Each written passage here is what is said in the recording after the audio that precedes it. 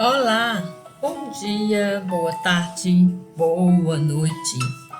E mais nesta playlist Booktuber, uma leitura para você. Inscreva-se no canal, clique no like, curta, comente e compartilhe. Lembre-se, você está aqui porque está estudando, buscando, crescendo intelectualmente. Outras pessoas podem ter esta mesma oportunidade. E vamos à leitura de hoje. Comidas, pessoas e deuses. Etnografia de eventos alimentares na Índia. Um texto de Fabiola Silva Gomes, orientado pela professora Antonádia Borges. Escrito em 2010 pela Universidade de Brasília, Instituto de Ciências Sociais, Departamento de Antropologia no programa de pós-graduação.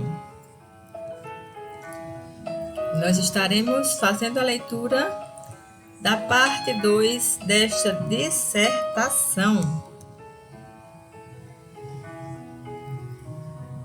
Algumas cerimônias hindus e a comida. A segunda parte desse estudo, como já dito, focaliza aqueles momentos de minha vivência entre os indianos que se passaram fora da academia. Os primeiros a serem apresentados aqui dizem respeito a rituais religiosos hindus. Meu interesse de longa data por essa espiritualidade, bem como pela antropologia da religião, levou-me a observar mais de perto cerimônias e templos e ao ar livre, uma procissão em honra da deusa Durga e outra de Shiva. Opto por agrupar esses eventos nesta sessão, embora tenham ocorrido em diferentes lugares e etapas de minha estada na Índia, pois assistindo e participando deles, aprendi sobre a comida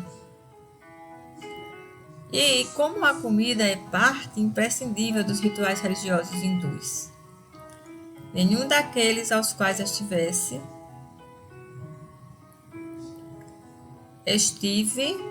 atenta se passou sem a presença de alimentos.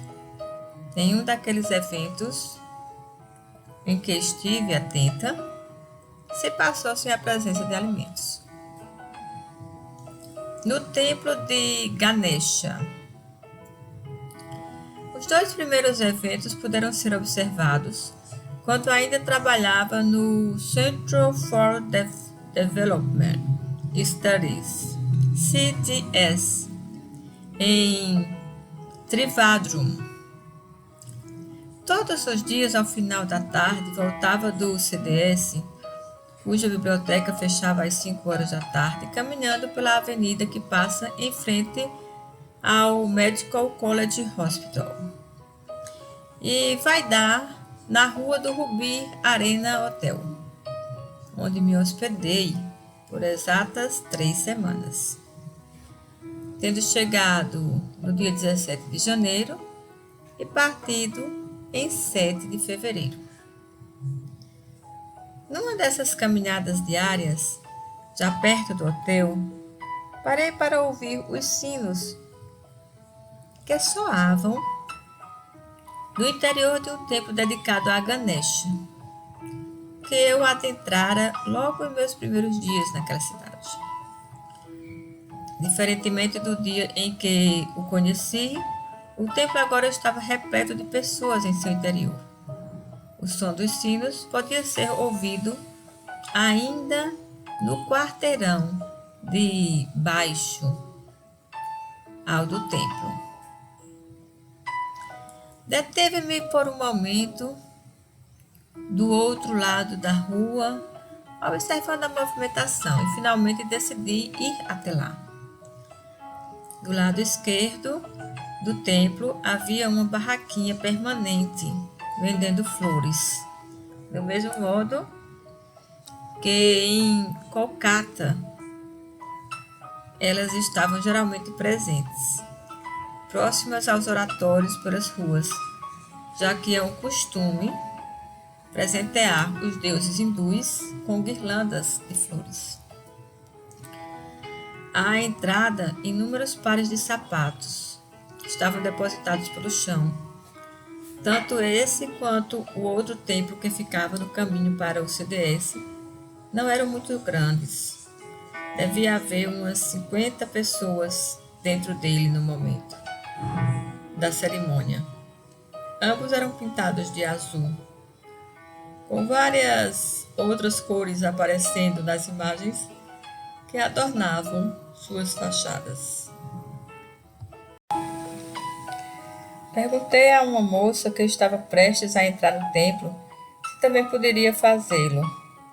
Como ela respondeu afirmativamente, tirei o meu calçado antes de ir adiante e ainda pude perceber um homem fazendo uma prece em frente à imagem daquele Deus na parte externa do templo, enquanto ensinava ou inspirava o filho pequeno a fazer o mesmo. Minha pergunta se devia ao fato de alguns dos templos hindus daquela cidade possuírem regras de vestiário para frequentação, como o Ananta Padmanabhaswami Temple, dedicado a Vishnu, em cuja entrada há uma placa explicitando as roupas permitidas para homens, mulheres e crianças.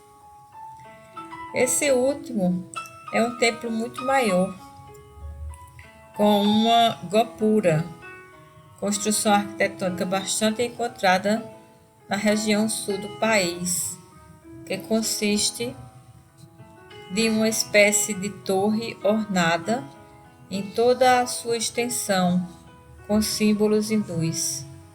Pessoas de diferentes lugares da Índia visitam o templo, local de peregrinação que conta com uma imagem de Vishnu de 6 metros de comprimento em seu interior. Não pude entrar para vê-lo, pois, além de não dispor de roupas adequadas, apenas hindus são permitidos entrar no templo. Dentro do templo de Ganesha, uma fila de pessoas passava pela imagem principal da divindade, em frente da qual havia uma pequena imagem de um rato, animal utilizado como veículo para aquele deus. A palavra rato, Vahana, diz respeito aos animais que os deuses hindus usam como montaria, havendo certa contiguidade entre divindades e Vahanas, como aponta Zimmer. O relacionamento entre figuras antropomórficas e animais é um traço comum a toda a iconografia indiana. O símbolo animal colocado em posição inferior é interpretado como sendo o transportador da figura humana e é chamado de veículo. É uma representação duplicada da energia e caráter do Deus. A placa no pilar ao lado trazia a inscrição que dizia aproximadamente a frase: somente numa mente aprisionada, um rato não pode ser o veículo de um deus elefante. A diferença de tamanhos entre a imagem de Ganesha e a do rato aquela tão grande, este tão diminuto. Aquela tão grande, esta tão diminuta, realçava o sentido do pensamento. Quando passavam por Ganesha, as pessoas tocavam-no, num gesto de profunda devoção. Ao mesmo tempo, um homem percorria o templo com uma tocha acesa, aspergindo fumaça na direção das pessoas, que faziam um movimento com as mãos, retendo um pouco desta e trazendo-a até a cabeça. Gesto que vi-se repetir diariamente nas cerimônias de saudação ao Ganges em Varanasi. Havia muita fumaça, acrescida pela dos incensos, deixando um aroma forte, mas agradável na atmosfera do templo, com fragrâncias de cânfora e sândalo. Os sinos continuaram soando por uns 30 minutos, tocados vigorosamente por homens em vários cantos do templo, de cujo teto pendiam esses instrumentos presos por cordas. Enquanto isso, pessoas que já haviam passado por Ganesha rezavam em frente às demais imagens do Deus espalhadas pelo interior do templo. Algumas trazendo as mãos no gesto que vi muitas vezes em cerimônias hindus e mesmo nos oratórios pelas ruas de Calcutá, no qual as palmas das mãos se tocam abertas na altura do peito ou da cabeça e os cotovelos ficam flexionados. Eu já conhecia tal gesto, chamado de Yoga de Pranamudra, gesto da saudação. Mas ver aquelas pessoas executando suas orações daquele modo fazia sentir algo completamente diferente de quando o via em aulas de yoga. O fervor religioso sentido ali dava outra dimensão ao gesto. Os hindus que eu via demonstravam uma singeleza ou naturalidade diferente do formalismo ou plasticidade emprestado ao gesto nas aulas de yoga, que me fizeram vislumbrar o quanto de hiperrealismo existe nas atividades inspiradas pelo hinduísmo fora da Índia. Utilizo o termo hiperrealismo no sentido cunhado por Ramos sobre a ideação do índio brasileiro, um processo que, como afirma a autora, trata-se da construção do índio modelo, o índio perfeito, que, como afirma a autora, é aquele que, por suas virtudes e vicissitudes, pode mobilizar o esforço defensor dos profissionais das ONGs, aquele índio que é mais real que o real, o índio hiperreal. A autora lembra ainda as caracterizações do índio hiperreal como exótico, e a representação decorrente daí. Passaram de índios de carne e osso, com todas as virtudes e vícios de seres humanos, a índios pasteurizados, simulacros,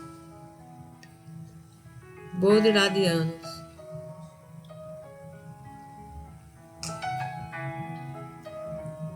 A construção do índio hiperreal também está interligada à comodificação do índio brasileiro. É nesse último sentido que recorro ao conceito para falar do hinduísmo, pois noto que há algo de hiperrealismo nas atividades religiosas e ou culturais ligadas ao hinduísmo no Brasil, e revestem tais práticas de uma realidade maior que o hinduísmo praticado na Índia, e por isso hiperreal. A despeito disso, não pretendo colocar as práticas esotéricas em outras inspiradas pelo hinduísmo como falsas ou meros produtos de mercado. Pude verificar, contudo, uma distinção entre a forma e, consequentemente, o conteúdo das práticas observadas aqui e aquelas observadas lá na Índia.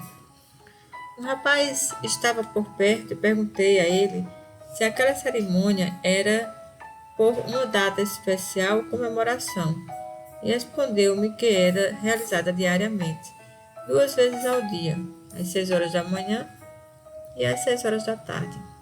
Isso explicava porque eu não ouvia os sinos nos outros dias, mesmo passando ali diariamente. É que eu sempre percorria aquele trecho mais cedo.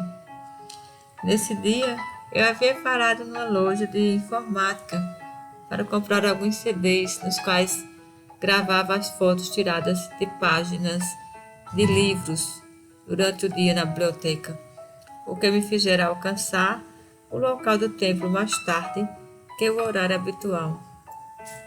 O rapaz, que apresentava uns 16, 17 anos, me explicou que para essa cerimônia acendem-se lamparinas e incensos. Os sinos são tocados, oferecem-se cocos a Ganesha, alimento preferido desse deus, segundo o jovem, e as pessoas rezam. Enquanto me explicava, apontou para o fundo do templo e pude ver um fosso que afundava cerca de 1 metro para dentro do chão, adornado com azulejos que formavam o desenho de Ganesha. Vários dos presentes atiravam cocos com toda a força ali, o que fazia um barulho surdo, abafado pelo som dos sinos.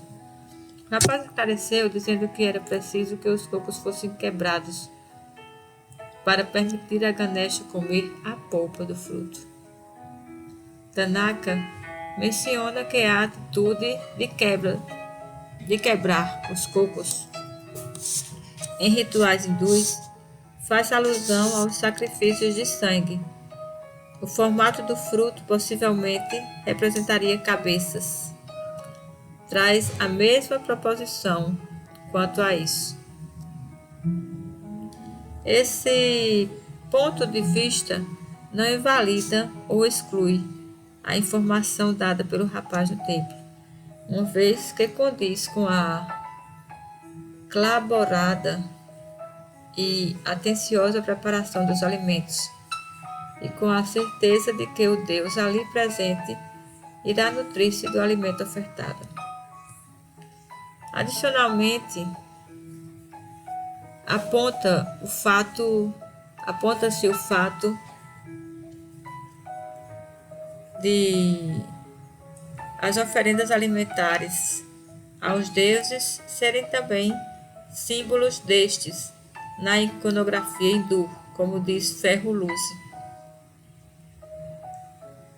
Algumas desses símbolos funcionam como formas de nomear as divindades, inclusive como no caso da Lalita, uma das famosas ou grandes, formas e manifestações da deusa Parvati, que costuma ser invocada por nomes como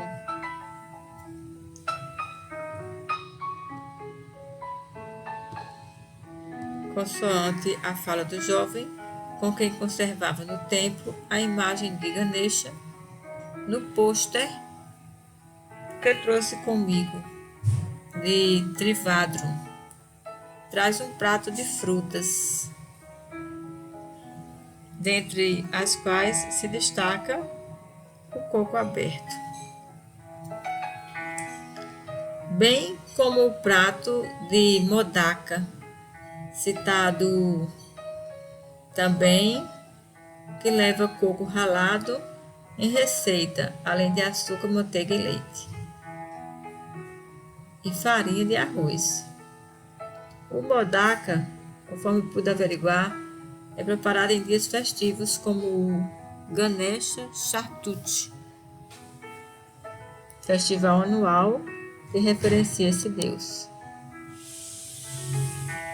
Quando os sinos cessaram, um dos homens retirou 2 bandejas de alumínio que se encontravam em frente a Ganesha e que continham pedaços de frutas, banana, manga, jaca, coco, e passou a oferecê-los aos presentes. Quando a bandeja foi se aproximando de onde eu me encontrava, o jovem disse apontando a vasilha de alumínio com as frutas: "Esse aqui é bom para você, coma."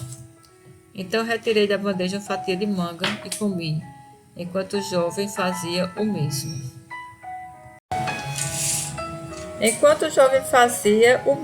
Escolhia uma fruta para comer. Sua fala fez-me imaginar que aquele fosse algum tipo de alimento abençoado pela cerimônia. Mas o rapaz me explicou que eram abençoados porque Ganesha havia comido deles. O que ele me ensinava naquele momento era o conceito da palavra que vinha a conhecer semanas depois, quando já estava em Varanasi, Prasad. Autores como Appadurai, Babi, Corte, Ferruluce e Parry me fizeram compreender que tanto as frutas ofertadas ali, quanto as pequenas bolinhas de açúcar branco distribuídas em templos de Jaipur e ao final da oração, realizada em honra ao Ganges em Varanasi, tinham o mesmo significado, são alimentos ofertados aos deuses, e em seguida, ao final das cerimônias de adoração, oferecidos aos devotos que devem, por sua vez, comê-los. A realização de pujas e a presença de prasad nesses rituais são constitutivas das práticas religiosas hindus. É preciso enfatizar aqui que, embora esteja fazendo uso do termo hinduísmo, estou ciente de que esse é um sistema complexo, não sendo suas manifestações homogêneas nas diferentes religiões da Índia, nem unívocas ao longo da história, tendo incorporado mitos e deuses do período védico em seu panteão, e mesmo o Buda, Siddhartha Gautama, como um dos avatares e reencarnações de Vishnu. As mudanças não se deram somente nos períodos longínquos dos Vedas e de Buda, e nesse sentido estou igualmente ciente da distinção feita por Srinivas entre o que ele chamou de Book View e World View. Internamente, a sociedade indiana, que corresponderia ao hinduísmo dos textos sagrados e ao das práticas locais. Conforme Tanaka e Seng Guan, bem como das críticas de tal formulação, este último coloca em questão o contraste entre a espiritualidade transcendente, presente em textos sagrados, e as práticas hindus cotidianas. Segundo o autor, a religião hindu abrange a comunicação entre deuses e homens, tendo lugar em atividades mundanas, como economia e política, e ao mesmo tempo a dimensão de everyday life. É em si um objeto de transcendência, sendo o contraste, portanto, apenas aparente, o que para ele torna inadequadas as teorias clássicas sobre religião para o estudo do hinduísmo, já que há nesses esquemas teóricos uma separação proeminente entre o sagrado e o profano.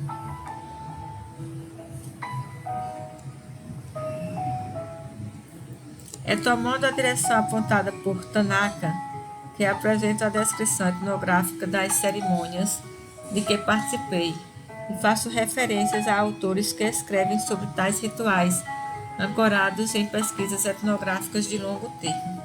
Bab, que analisou diferentes tipos de puja no estado de Chhattisgarh, afirma que estes oferecem uma complexidade de características, formas e significados, aquele que desejar estudá-los, sendo contudo possível identificar uma mesma estrutura nos rituais analisados, ainda que apresentem peculiaridades, quer na cidade, quer nas regiões rurais.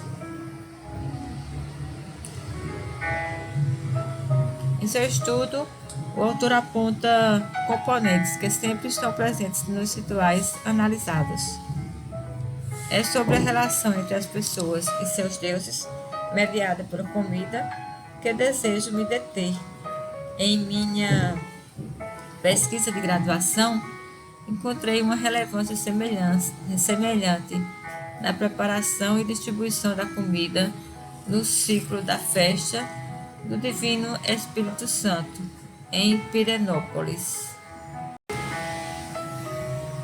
Verdadeiros banquetes marcam muitos dos rituais da festa, ela mesma uma coleção de rituais de prestação de homenagem coletiva ao santo.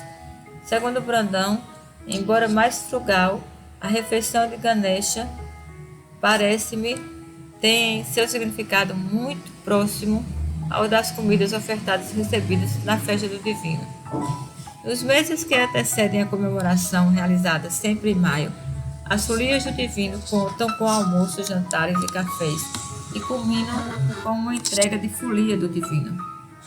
Com a entrega de folia do Divino, em que um grandioso jantar é servido aos foliões e a quem quer da comunidade que compareça ao evento. Também por essa época, dezenas de mulheres se reúnem diariamente na casa do festeiro ou imperador do Divino, no começo da noite, para preparar as verônicas e os pãezinhos do Divino. Esses dois elementos serão distribuídos a uma multidão de pessoas que segue o cortejo da bandeira do Divino desde a igreja matriz, após a missa dominical de Pentecostes, até a casa do imperador. As verônicas são doces feitos de açúcar, clara de ovo e limão, com a imagem do Divino, uma pomba branca, impressa no centro das forminhas de metal. A preparação das verônicas alvas, como o próprio Divino, bem como dos pãezinhos, que tem tamanho de uma noz de avelã, faz parte dos rituais que marcam a abertura do tempo da festa, a qual recupera a Epifania, reiterada indefinidamente. No caso da festa do Divino, reporta-se todos os anos o momento em que o Espírito Santo desceu à terra sobre os apóstolos de Jesus, dizendo falar em línguas, episódio conhecido como Dia de Pentecostes, pois se dá 50 dias após a Páscoa.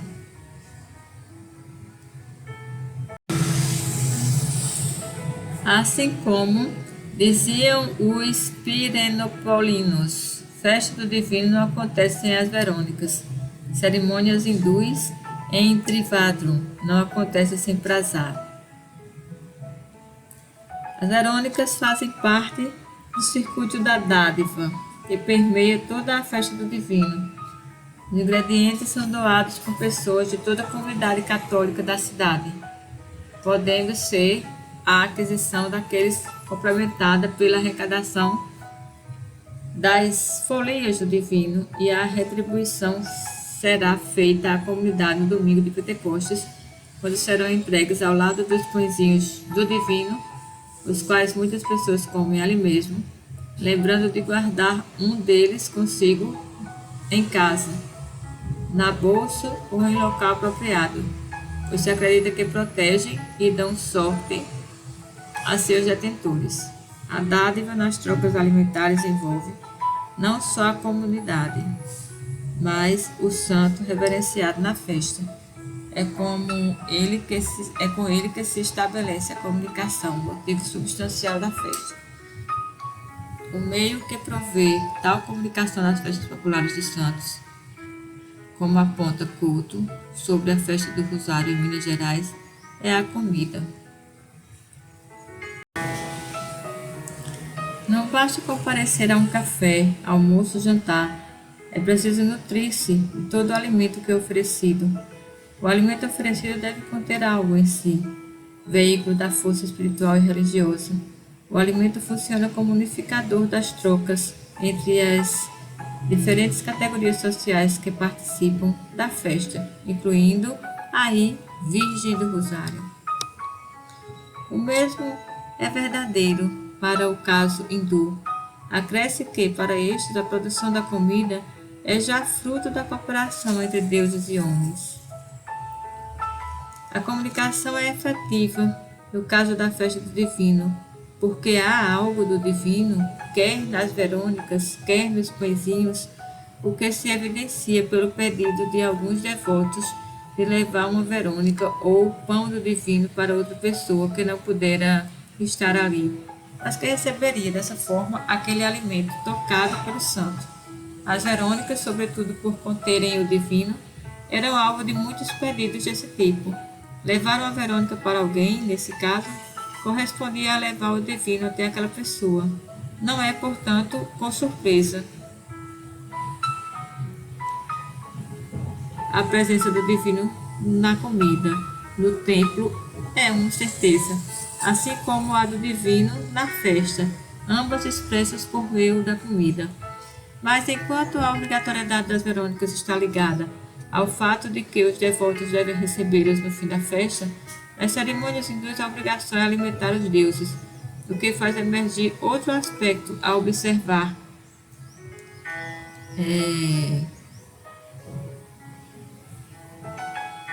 Como, por exemplo, aqueles empenhados em perfumar pujas. É importante aos deuses por isso. O rapaz com quem conversava no templo chamou minha atenção ao fato de que Ganesha ter uma predileção por coco dentre as demais frutas. Isso mostra a alimentação e sua ligação com a divindade. Embora a Padurai fale apenas de comidas cozidas, encontrei outras cerimônias além dessas que apresento, onde somente frutas eram ofertadas, e em Varanasi, na mesma cerimônia realizada em lugares diferentes concomitantemente, chamada de Ganga Aarti, a distribuição se alternava entre frutas e bolinhas brancas de açúcar. O jovem sacerdote que as distribuía ao final da Ganga Aarti, quando perguntado sobre qual era o nome daquilo que ele entregava às pessoas, respondeu com apenas uma palavra: prasad. Alimentos cozidos, como o pongal e o bang, tiveram sua distribuição observada por mim em Trivandrum e Varanasi também, e logo serão apresentados. Nas cerimônias religiosas, contudo, não havia nenhuma diferenciação no consumo de alimentos crus e cozidos. O contrário sendo, porém, prática corrente em momentos ordinários na vida hindu, pois se acredita que alimentos cozidos são permeáveis à população, podendo poluir a quem os consome, o mesmo não se dando no caso de alimentos crus, que podem ser comidos por pessoas de castas tidas como superiores, mesmo quando manuseados por pessoas de castas tidas como inferiores, o que será explorado na última sessão de trabalho. Nos dias em que seguiram a esse, passei a frequentar o templo no mesmo horário para acompanhar a cerimônia, e pude perceber os comportamentos se repetindo. Quando eu chegava, de volta de 5:30 da tarde, os homens se perfumavam, o ritual já estava... Os homens que perfumavam o ritual já estavam presentes. Cada um deles possuía tarefas fixas. Havia aqueles que tocavam os sinos e acendiam incensos e lamparinas em vários cantos do templo. Apenas um deles percorria o templo com o fogo aspergindo fumaça e oferecendo as frutas das bandejas, o qual parecia presidir a cerimônia. Aos poucos, as pessoas que passavam por ali, voltando do trabalho ou da escola, iam entrando, juntamente com outras, que claramente vinham de casa para acompanhar a cerimônia, pois podia sentir o perfume de sabonetes, shampoos e óleos vegetais que usavam no cabelo, revelando que acabavam de tomar banho. Às 6 horas em ponto, os sinos começavam a soar e os movimentos se repetiam, pessoas passando por Ganesha, tocando-lhes os pés, indo fazer orações, retendo fumaça entre os dedos e levando a cabeça, ofertando cocos e recebendo prasad. Quando, aos poucos, as pessoas foram se dispersando depois que os sinos pararam de tocar e a distribuição da comida havia terminado, fui até o fundo do templo e observei vários pedaços de cocos no fosso.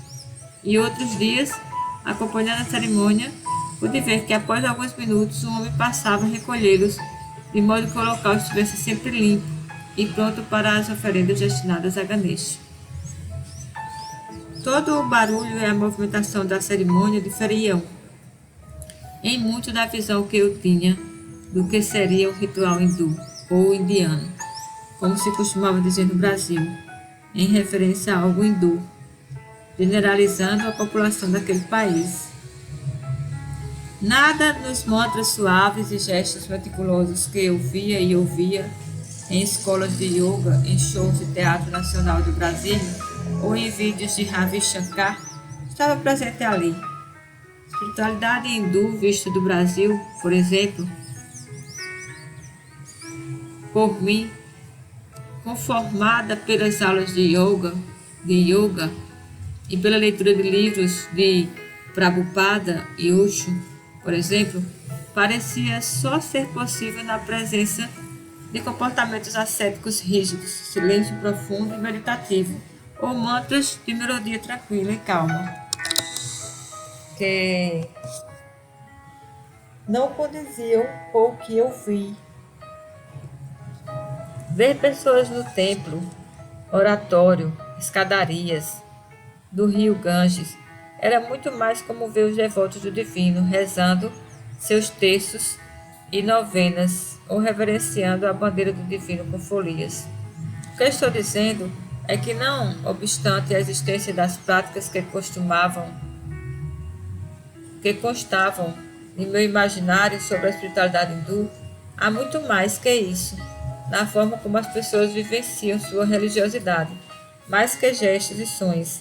Há efervescências e louvor visíveis em seus rostos, e ao mesmo tempo, tudo isso é muito mais simples que o imaginário difundido no mundo ocidental, que olha para deuses com cabeça de elefante, através das lentes do exotismo, esquecendo-se de quão exótico pode ser acreditar que Cristo nasceu de uma concepção virginal, como aponta Leash. A procissão de Mother Durga. Em minha última semana em Trivandrum, utilizei os serviços de uma lan house para transferir as fotos de livros da biblioteca dos CDs para minha câmera para CDs e pendrive. De minha câmera para CDs e pendrives. Numa lan house para transferir as fotos de livros da biblioteca dos CDs de minha câmera para CDs e pendrives, pois não me foi permitido utilizar os computadores do Central, graças a um mal-entendido na comunicação com o diretor da instituição. Segundo dia após a partida de Antonádia, fui informada de que o diretor pedia para que eu comparecesse à sala, solicitando-me uma carta para que pudesse utilizar o laboratório de informática. Expliquei que tal carta havia sido entregue por Antonádia, na ocasião 5 ou 6 dias antes. Ele dissera que eu poderia começar a fazer uso dos computadores no campus, mas agora ele dizia não conseguia encontrar a carta e, por isso, eu deveria escrever outra. Acabei optando por utilizar a lan house, pois os computadores ali eram mais rápidos, embora houvesse outras formas de burocracia a serem observadas. Essas dificuldades parecem ter sido encontradas semelhantemente por Costa Pinheiro em suas pesquisas. Num dos dias em que trabalhava na Lan House, a qual também se encontrava no caminho entre o hotel e o CDS, ouvi barulhos de tambores, símbolos e outros instrumentos de percussão que não sabia precisar. O som foi intensificando e ficou bastante alto. O que quer que estivesse produzindo aquela música parecia estar agora bem em frente ao prédio onde ficava a Lan House. Perguntei ao atendente, que eu já conhecia de outros dias, o que podia estar acontecendo lá fora. E saí andando rapidamente pelo corredor que levava até a rua, levando apenas minha bolsa, mas lá fora já não era possível ver direito a procissão. Apenas algumas pessoas que haviam ficado para trás. E depois os policiais fardados com uniformes khaki que seguiam atrás de um elefante que carregava 2 homens. Não parecia que havia tanta gente seguindo a procissão como sugeria o som dos instrumentos. Voltei ao interior da Lan House e o jovem perguntou-me se havia visto a procissão.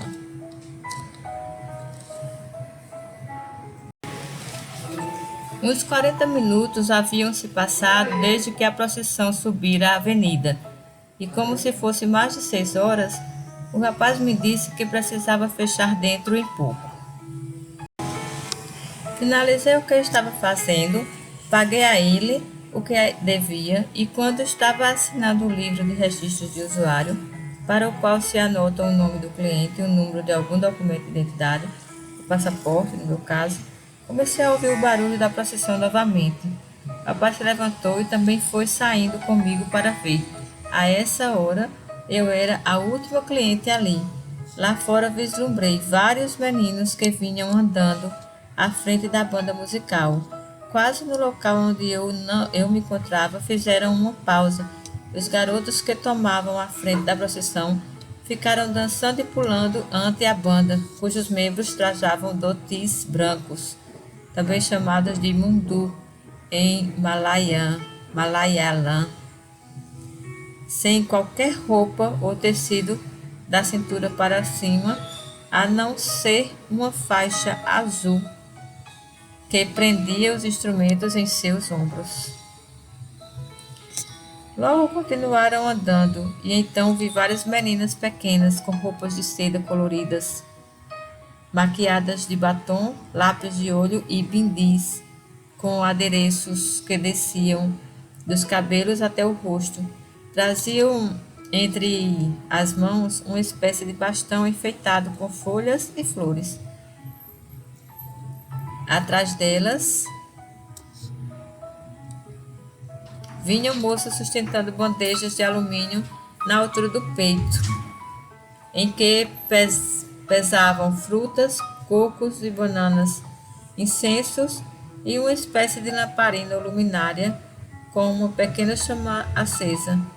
Essas últimas, por sua vez, também trajavam roupas, saris, lehengas, choli, de cores vibrantes como vermelho, laranja, lilás, violeta, azul, mas sem as flores do cabelo. Na sequência, estavam homens jovens e adultos com dotes e angavastras, mantos sem costura, cor de laranja sobre os ombros ou amarrados à cintura. Alguns deles ostentavam colares de flores naquela mesma cor, outros apenas cordões de contas com sementes. Atrás deles vinham 2 rapazes com um objeto comprido de bambu, em cuja ponta havia um círculo, do qual saíam 7 raios com fogo nas extremidades. Por último, um homem guiava um elefante, puxando-o pelo dente de marfim, quando parecia que este iria sair do caminho que devia seguir.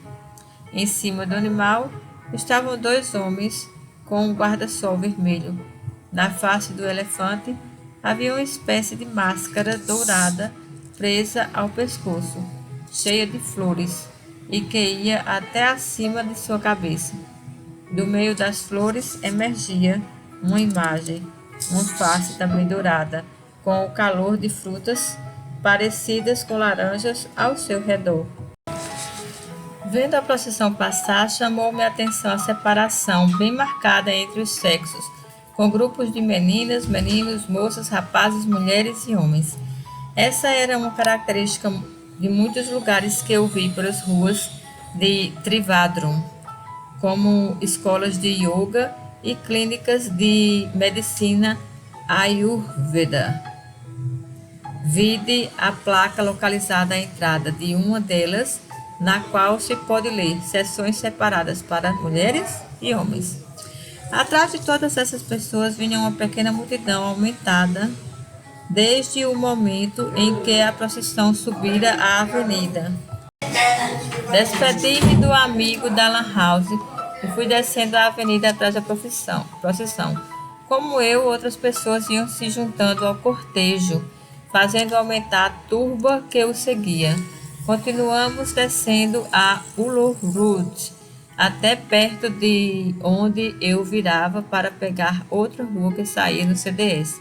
Até então nunca havia reparado naquela ruela que começava ali e da qual surgiam outras, revelando várias casas pequenas e simples que ficavam completamente escondidas pelos prédios da avenida. Eu me adiantara e fora seguindo a procissão perto das moças que levavam as bandejas com frutas. Havia pedido a algumas pessoas para tirar fotos, e assim fazia quando chegamos àquela entrada. Então o garoto perguntou se eu estava indo para o templo. Respondi perguntando a ele e me reportando com o olhar a um dos adultos que dirigia a procissão, se eu podia ir. Ele disse que sim, e confirmei com o senhor, que também respondeu afirmativamente. Na verdade, só naquele momento soube que se dirigiam a um templo. O garoto talvez tenha estranhado eu estar seguindo a procissão, já que nenhum outro estrangeiro fazia. Em Trivandrum, a maioria dos turistas se concentra em hotéis e resorts à beira das praias, como Kovalam Beach. É comum vê-los pelas ruas da cidade, a não ser É incomum vê-los pelas ruas da cidade, a não ser circundando clínicas de medicina ayurvédica e festivais de música e dança. Assim, a Tonádia e eu chamávamos muito mais a atenção nas ruas de Trivandrum que em Kolkata, bem como éramos alvo de perguntas sobre todos os aspectos de nossas vidas, não por parte de nossos colegas acadêmicos, mas por parte de motoristas, de motorickshaw, rickshaw motorizado e funcionários do hotel. Clara manifestação do que Peirano chamou de o fascínio dos indianos com o Ocidente, e que também pude testemunhar. Na rua que adentramos não havia tanta iluminação quanto na avenida que deixávamos, e havia já escurecido àquela altura. Novamente fez-se uma pausa e comecei a conversar com as moças, crianças e mulheres que estavam perto de mim. Foi assim que fiquei sabendo que a procissão era em honra da deusa Durga e que o templo ao qual nós nos dirigíamos era dedicado a essa deusa. Desde que adentramos as ruas de chão batido que levariam ao templo, percebi pessoas nas portas das casas, que já esperavam que a procissão passasse por ali. Haviam colocado pequenas mesas forradas de fora de seus portões, sobre as quais havia lamparinas, luminários, incensos, vasilhas metálicas com água, flores, bananas e cocos. Um dos homens, vestindo um dote vermelho, fazia parar a procissão e entregava aqueles itens ao elefante, ora jogando água em seus pés, ora dando-lhes partes de cachos de banana, que ele apanhava com a tromba para levar à boca, ora levantando os braços como lamparina em fogo na direção da fronte do elefante.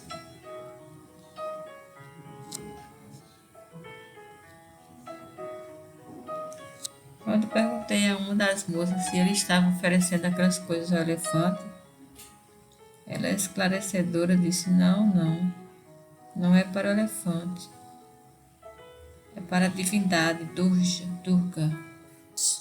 Envergonhei-me imediatamente da pergunta. Compreendi que a face dourada, ostentada pelo elefante, acima da máscara que lhe cobria a cabeça, era de Durga, e que a ela se dirigiam aquelas oferendas, o que era evidente, já que a procissão era em sua homenagem. Por vezes, ficávamos parados vários minutos no mesmo local, pois famílias inteiras esperavam de um lado e de outro da rua para terem suas oferendas entregues a Mother Duggar. Uma das frutas contidas nas bandejas sempre ficava,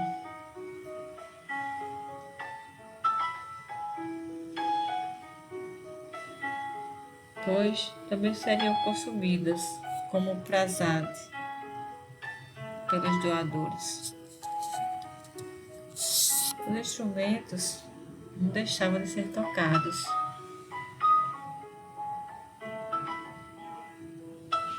Havendo música durante todo o tempo. Nesses momentos, quando parávamos,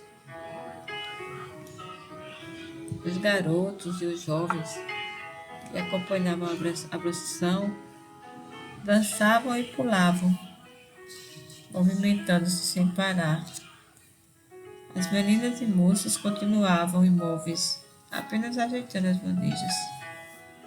Uma mulher veio falar comigo, soube depois que era a esposa do dirigente do templo. Era muito simpática e foi perguntando meu nome, de onde eu era, o que fazia em Trivandrum e qual era a minha religião. Pediu para ver as fotos que eu tirara e que estavam armazenadas na máquina. Fiquei mostrando-lhe, até que reconheceu seu cunhado e fez um gesto para que ele se aproximasse. Mostrou-lhe a foto e ficaram os dois ironizando a pose em que o cunhado aparecia na imagem. O humor com que as pessoas brincavam entre si fazia-me lembrar o Brasil.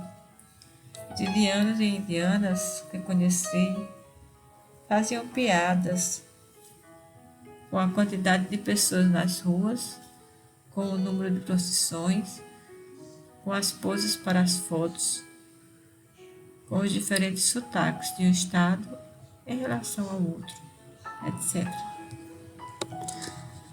Quando chegamos ao templo, havia transcorrido quase 1 hora, desde o momento em que comecei a seguir a procissão. O portal de metal sustentava 2 luzes que iluminavam uma placa com dizeres em Malayan e o desenho de Durga mostrando seu Vahana, um tigre. Um corredor feito de certas cercas de arame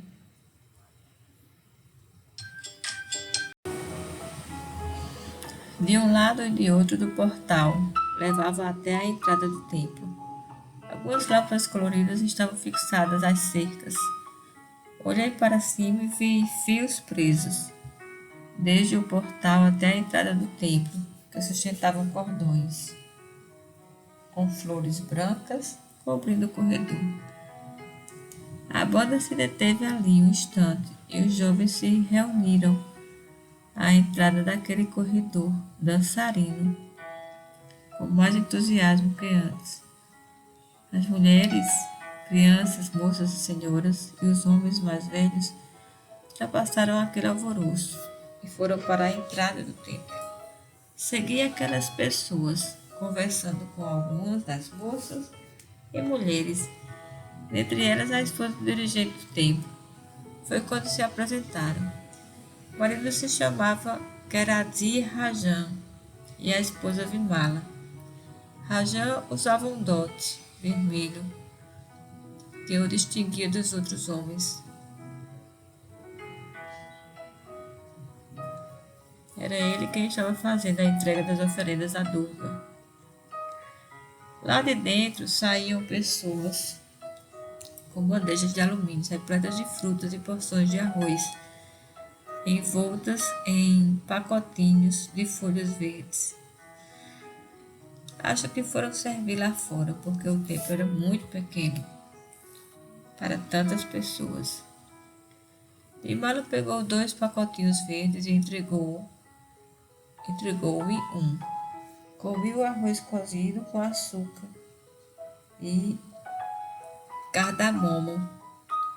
Tinha a cor emprestada pelo cardamomo em pó e era doce e picante ao mesmo tempo. Ela apresentou-me sua filha e sua sogra, que falou-me algo em Malayalam, e que Bimala me traduziu, dizendo que ela perguntava se eu já havia ido conhecer o templo. Como ela não falava inglês, e eu tampouco Malayalam, limitamos-nos a sorrir uma para a outra, de vez em quando. E quanta doçura havia no sorriso dela.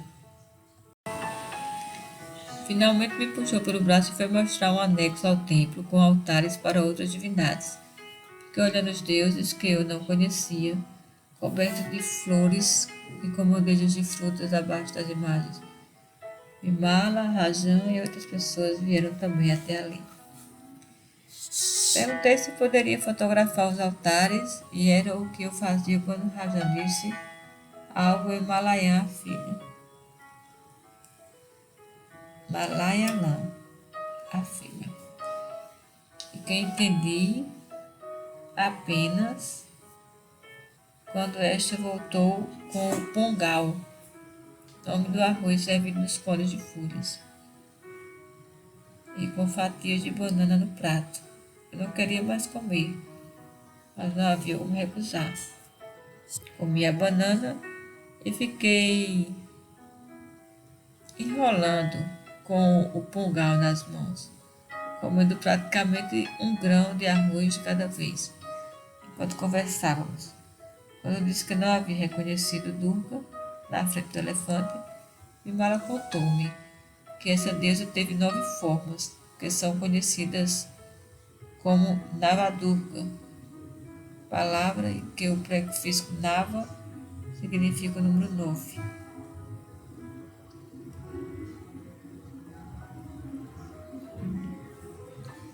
Kerate anotou seu telefone e o de Bimala em meu caderno de campo e disse que poderia ligar-lhe se precisasse de qualquer coisa em Trivandrum, num gesto de grande solicitude que marcou meus dias naquela cidade.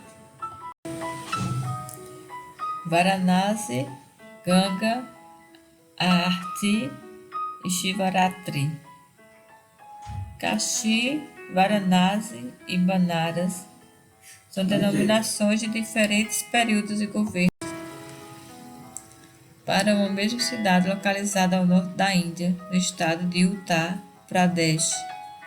Ocupações arianas, muçulmanas e britânicas fazem parte da história do lugar. Tida como uma das cidades ainda vivas mais antigas do mundo, provavelmente a mais sagrada para os hindus, constitui-se num importante centro de peregrinação. O nome oficial atual é Varanasi, que deriva da conjunção de Varuna e Asi, sendo o nome Banaras, entretanto, mais utilizado por seus moradores. Entre a confluência de Ganges com os rios Varuna ao norte e Asi ao sul, se ergue a cidade que costuma ser datada como tendo sido ocupada ininterruptamente desde o ano 1000 a.C. Embora se fale em 5.000 anos de existência, quando a fonte são os moradores, funcionários de hotéis, motoristas de rickshaw. Às margens do Ganges se encontram mais de 80 ghats, cujos degraus vão desde o leito do rio e sobem até construções antiquíssimas, como templos, mesquitas fortes e palácios. Varanasi é anunciada em sites eletrônicos e guidebooks turísticos como a Mini Índia, pois ali se poderia encontrar um pouco de tudo que há na Índia. Normalmente, os promotores do turismo se referem aos rituais hindus que podem ser vistos desde o nascer do sol nas ghats, ruas e templos das cidades, bem como a presença de gurus, astrólogos, sadhus.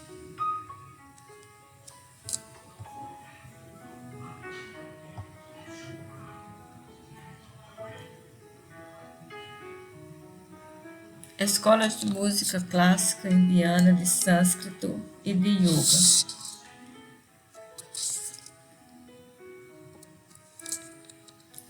Ao analisar o guidebook sobre a Índia, publicado pelo Lonely Planet, um dos guias impressos mais vendidos do mundo, Bhattacharya aponta como a narrativa desse volume constrói a categoria Social Life como atrativo turístico na Índia. A autora de vários exemplos de como o guia condiciona o olhar do leitor visitante, apontando os lugares a serem visitados, e os de Little Interest, de pequeno interesse. Os dois outros principais atrativos turísticos apontados são os sítios naturais e as edificações históricas do país. Quanto à sacralidade da cidade, alguns moradores, entre barqueiros, guias turísticos, motoristas de rickshaw e vendedores em lojas, explicam-me que a onipresença de Shiva faz com que aquele que venha a falecer ali seja liberado do círculo de renascimentos, atingindo moksha, libertação do estado de limitação e condicionamento humano através do encontro com o absoluto. No momento da morte, alguns disseram: Shiva sussurra ao ouvido do moribundo o Tarak Mantra, bênção que libera as almas. As bênçãos alcançadas em Varanasi se estendem também aos vivos. As abluções em 5 pontos específicos do Ganges têm o poder de lavar os pecados de uma pessoa, sendo a peregrinação por Varanasi prescritas em textos sagrados, como o Shiva Purana. Essas e outras informações me foram dadas sem que eu precisasse perguntar nada de início.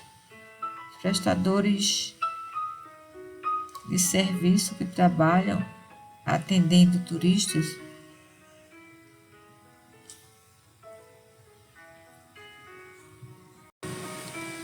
categoria em que eu era automaticamente encaixada, ainda quando me apresentava como pesquisadora, começam a oferecê-las logo que se entra no táxi, motor rickshaw ou barco.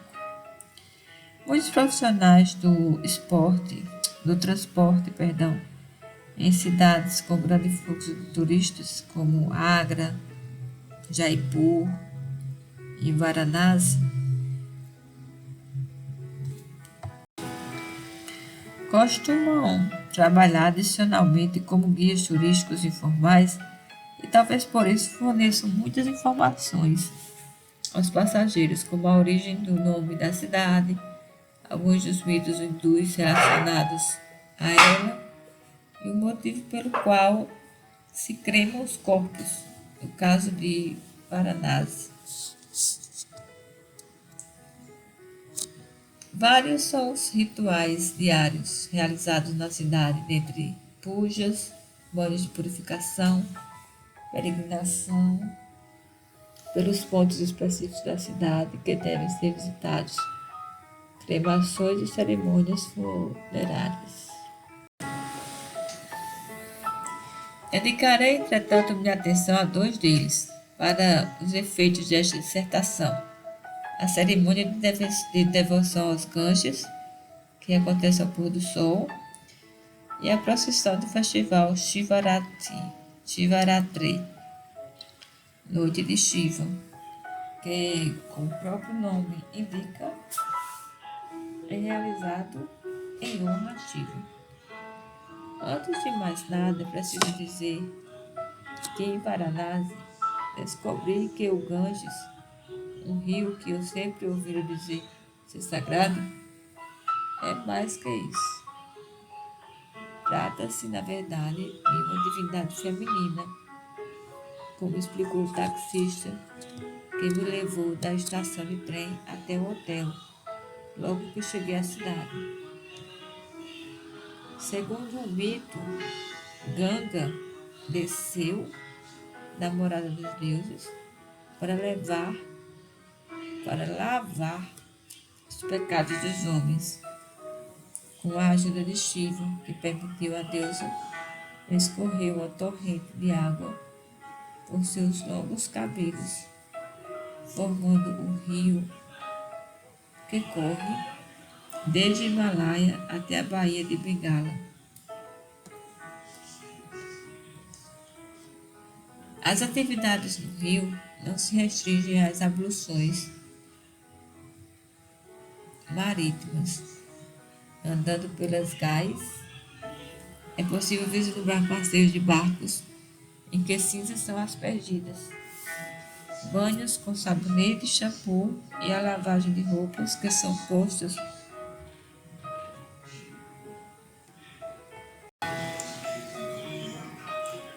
a secar nas escadarias, lavadas com sabão em pó. Inclusive, em Varanasi, toda a preocupação com a não utilização de produtos químicos que os intelectuais com quem estive havia mencionado não era observada da mesma forma. A cerimônia, que ocorre todos os dias às 6 da tarde em alguma das ghats de Varanasi, sobretudo a que é realizada na ghat principal, me parecia muito mais com a imagem mental que eu possuía dos rituais hindus, residindo talvez aí o momento de atrair tantos turistas ocidentais, diferentemente das cerimônias que observei em Trivandrum e Jaipur, onde eu era a única intrusa. Aparentemente paradoxal, pois a imagem que o turista viaja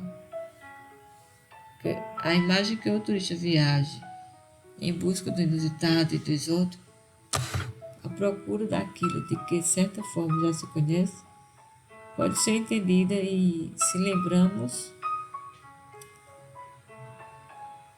que o turismo é uma indústria como outra qualquer, na qual há uma produção do que se vai consumir, como afirma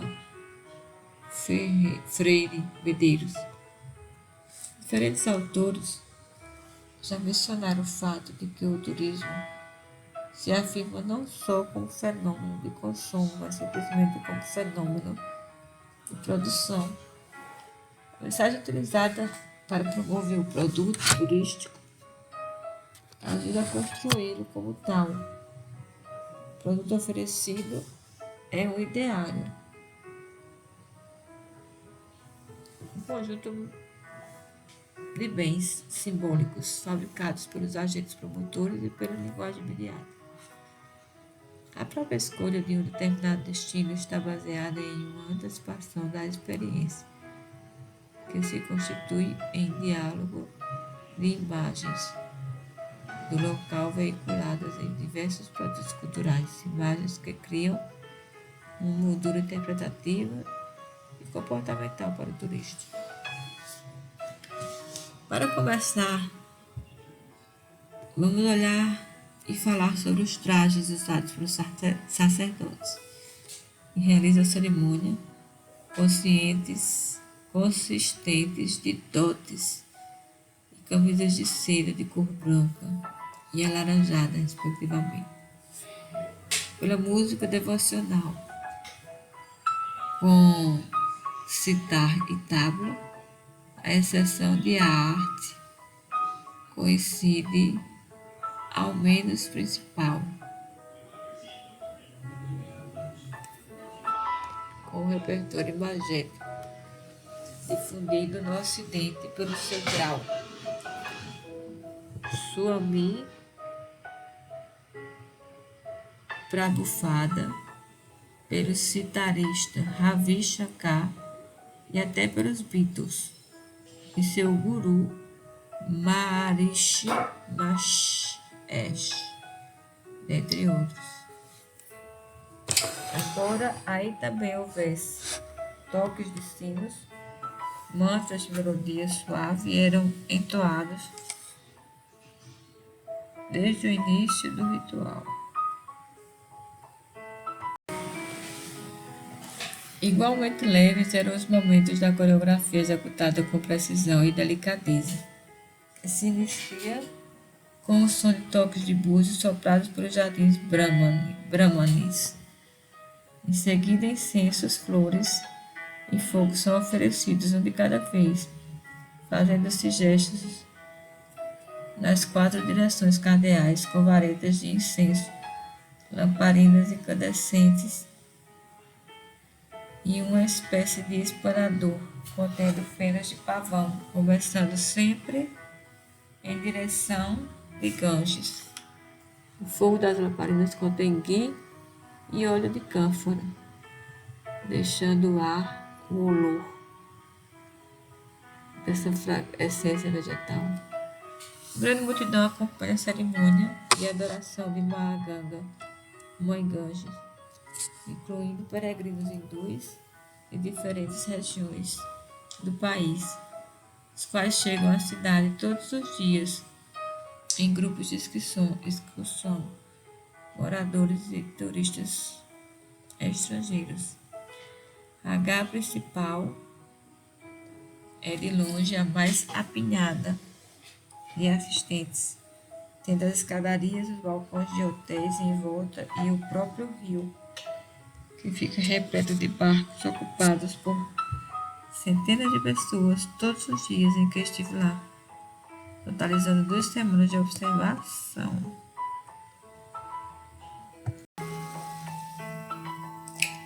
Ao entardecer, pessoas que ajudam na execução do ritual começam a se reunir no local, quando todos os tocadores de sino tomaram seus lugares, os músicos se posicionaram e os incensos, velas e lamparinas de prata estão acesos.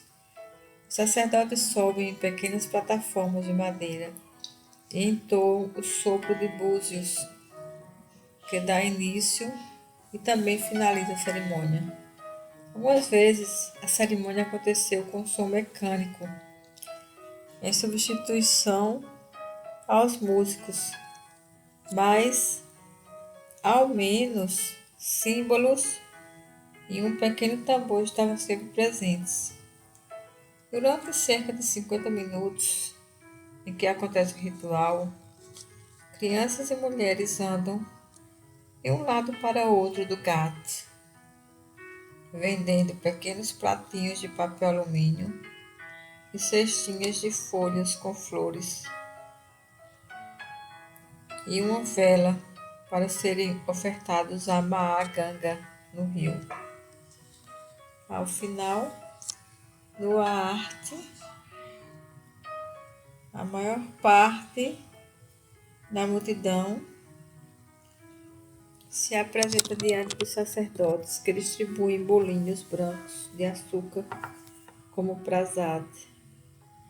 E após o receberem, tocam o fogo e a fumaça das lamparinas de prata, levando-a até a cabeça. O mesmo gesto que eu observei em Trivandrum. Em outra gate, bandejas de metal com frutas estavam substituindo as bolinhas de açúcar. Em outra ainda, os dois alimentos constituíam prasad.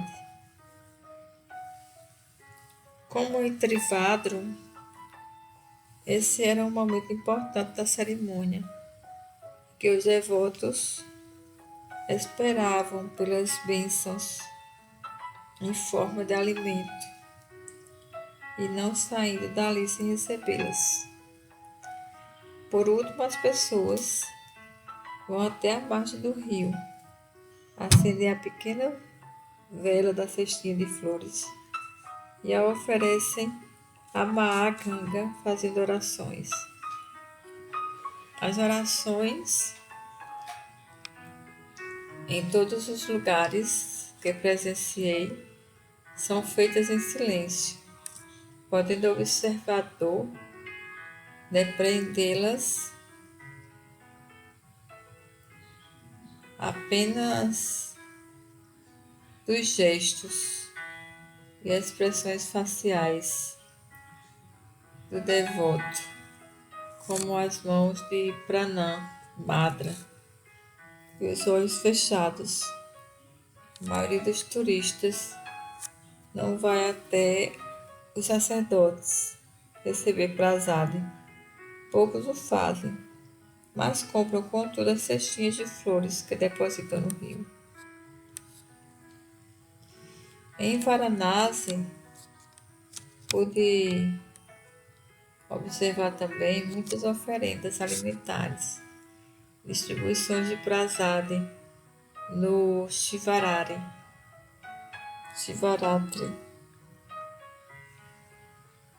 festejado durante o dia e uma noite inteiras e que atrai ainda mais peregrinos, já que Varanasi é a cidade de Shiva, local escolhido por ela e sua consorte, a deusa Parvati, como morada. Muitas frutas eram colocadas em bandejas nos altares dessa deusa. A principal forma de prasad durante o Shivaratri é o bhang, bebida à base de água, leite, açúcar, gengibre, água de rosas, canela, cardamomo, cravo, folhas e flores de planta de cânhamo.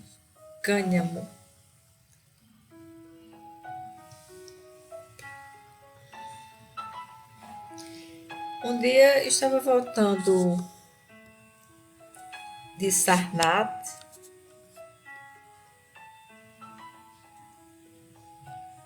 com Vivek, motorista do auto rickshaw que trabalhava em frente ao hotel em que me hospedei em Asgard, quando ele me disse que no dia seguinte haveria algo.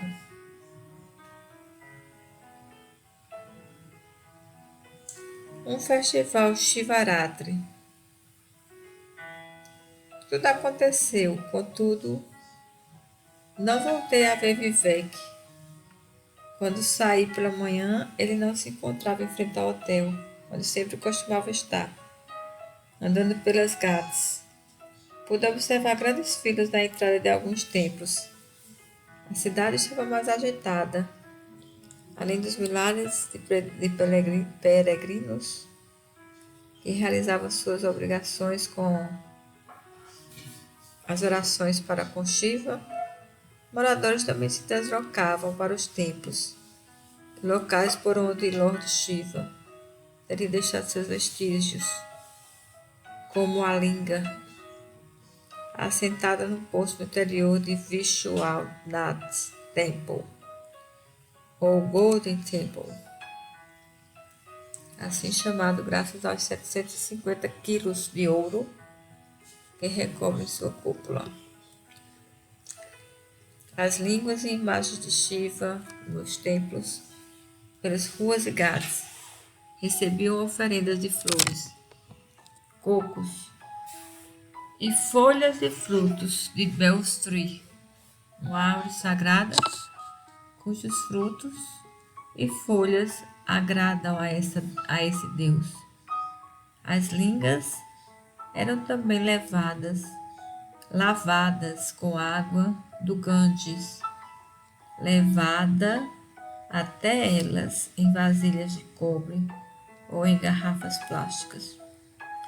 Quando escureceu, o espetáculo de luzes coloridas podia ser visto em toda a parte central da cidade, adornando templos e oratórios. Mesmo os pequenos altares nas ruas ficaram iluminados e continham oferendas. Homens com serpentes em cestos eram vistos por todos os cantos e recebiam moedas dos transeuntes, já que as serpentes são mais um dos símbolos de Shiva, que traz uma delas enrolada ao pescoço, na maioria de suas representações iconográficas. Nessa noite, após Ganga Arari, dirigi-me a Godowlia Road, a avenida larga que fica atrás dos Ghats, depois de pequenas ruas intricadas e estreitas, e saindo da Mon Ghat, deparei-me com a procissão. Informei-me com duas moças indianas sobre para onde ia a procissão naquele momento e comecei a segui-las, indo para o Golden Temple, um dos lugares mais importantes do roteiro da procissão.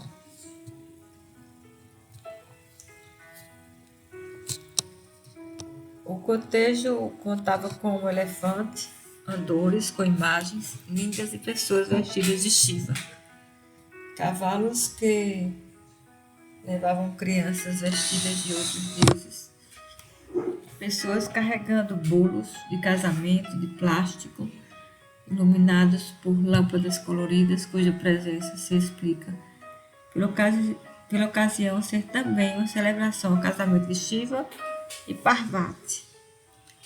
Havia ainda bandas de música maiores e mais completas que aquela de Trivandrum, cujos músicos trajavam fardas de banda marcial. Essa era, aliás, uma procissão com uma dimensão bem maior que a de Durga. Ao longo de todo o Shivaratri, que compreende 24 horas ininterruptas de celebração, o bang é consumido por homens, mulheres e crianças, como uma bebida sagrada que agrada a Shiva. No dia seguinte, a cidade apresentava os vestígios do que parecia ter sido uma enorme festa, a qual não assisti, pois, como Vivek previra, garotos ficaram me seguindo quando a procissão se desfez após a passagem pelo Vishwanatha Temple. Eu apenas ouvia do quarto do hotel, quando pessoas passavam tocando instrumentos de percussão, cantando e dançando. Quando o caminho para casa começou a ficar menos movimentado, tomei um rickshaw de bicicleta. Os motoristas cantarolavam sem parar, sob o efeito do bang. As cerimônias de que participei em Trivandrum e Varanasi, além de mostrarem como alimentos são importantes na relação das pessoas com seus deuses, falam de outro aspecto da alimentação entre os indianos, diferentemente da capacidade de quem falava na primeira parte do texto, segmentar e diferenciar as pessoas. A comida nos templos e procissões e artes tem outra dimensão. O entendimento expresso por Babi é partilhado por Appadurai, de que enquanto as pessoas estão compartilhando a comida nos templos, a despeito de diferenças hierárquicas, existem entre elas. Estas se tornam um polo de relação em que os deuses são o outro polo. As cerimônias que assisti não apresentavam qualquer diferenciação no tipo ou na quantidade da comida recebida pelos devotos, tampouco no modo como eram servidos. Todos apanhavam um praçado da mesma vasilha, o que significa que não havia naquele momento diferenças de pureza. Portanto, a hierarquia entre eles, já que esse é um dos sentidos da comida para os hindus. Se duas pessoas compartilham comida, é porque há horizontalidade na relação entre elas. Embora não seja comum compartilhar o mesmo prato ou vasilha para comer, quando isso ocorre, é um índice do sentido da hierarquia. As mulheres, por exemplo, para elas só é permitido tradicionalmente comer do mesmo prato que o marido, indicando sua subordinação a ele. Assim, em momentos rituais, há uma suspensão da hierarquia entre as pessoas em favor de outras, aquela entre homens e deuses, em que estes últimos têm primazia. É também isso que representa, em última instância, comer e suas sobras. A Padurai aponta ainda que o fato de que a violação dessa prática de equanimidade nos templos hindus gerou movimentos de protesto. Protesto contra o tratamento desigual baseado em diferenças de casta. Um deles é tratado pelo autor, constituindo um caso etnográfico, o que ele chama de gastropolitics. Conflitos ou competições sobre recursos econômicos ou culturais que emergem em transações em torno da comida, dadas suas características morais e cosmológicas entre os hindus. Entre as relações dos manifestantes estava o fato de serem servidos de vasilhas diferentes daquelas em que eram servidos os brahmanes, que participavam da adoração no templo. Em Varanasi, onde a Ganga Aarti é executada por sacerdotes brahmanes, não havia qualquer distinção no tratamento da distribuição de prasad. Quer fossem turistas, peregrinos ou moradores, todos partilhavam igualmente dos bolinhos de açúcar oferecidos à Maa Ganga, atestando o deslocamento da hierarquia das pessoas entre si para a hierarquia entre adoradores e divindade. Ali não importava as diferenças de pureza de cada adorador, dadas por seu pertencimento hereditário de casta, nem mesmo as características morais e emocionais de que haviam cozido o pungal e o bang, e que podem passar através dos alimentos àqueles que consomem. Finalmente, relações de evitação e prescrição advêm também desse último entendimento, e é sobre ele que você vai poder continuar lendo o livro, porque trata as ideias que param sobre a comida. Nós paramos por aqui, porque este é um assunto muito importante. Algumas cerimônias hindus e a comida. Belo texto, belo aprendizado. Que você tenha gostado, acompanhado e entendido. Continue estudando, lendo, se interessando pelo conhecimento. Inscreva-se no canal e vamos lá!